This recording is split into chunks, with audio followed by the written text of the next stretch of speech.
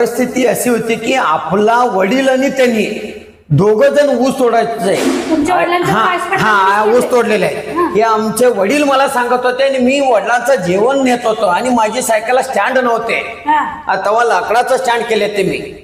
आणि त्या आईस वडिलांना आपल्या वडिलाला त्यांनी दोघं जण ऊस तोडत होते तेव्हा मी जेवण नेत होतो वाडाणाला. हा त्या वेळेतनं मला ओळख होते की एवढा माणूस असं माझ्या सपनात बी नव्हता त्यांनी असं वागलं. म्हणजे एवढं सुंदर वागलेलं आहे त्यांनी. त्यांना म्हणून त्यांच्यात सगळ्यांच्या लोकांच्या मनामध्ये त्यांनी सुंदर म्हणजे मी आता DSXP म्हणजे काय आता शाळेचे शिपाई झाले तर त्यांनी माहेरला कारगाडी नेत्यात.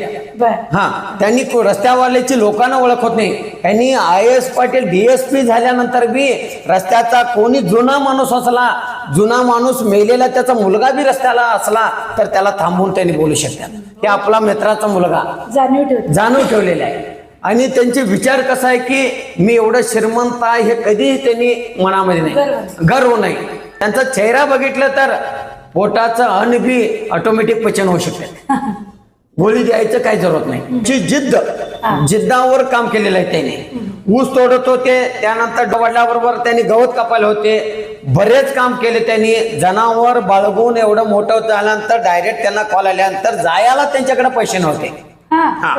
पोलीस भरतीला जायला पैसे नव्हते. आणि एवढं आपल्याला ऊस टोळीचे पैसे त्याचे मित्र जे होते त्यांनी पैसे देऊन गल्लीतले लोक देऊन असं गोळा करून त्यांना देऊन पाठवलेलं आहे. ती जाणव त्यांना आहे. कॉन्स्टेबल झाले त्यांच्या नंतर DSP झाले. आणि मी रिटायर झालेला आहे. मला सगळं आहे व्यवस्थित का नाही. त्यांना काम करायचं आहे जिद्दी आहे.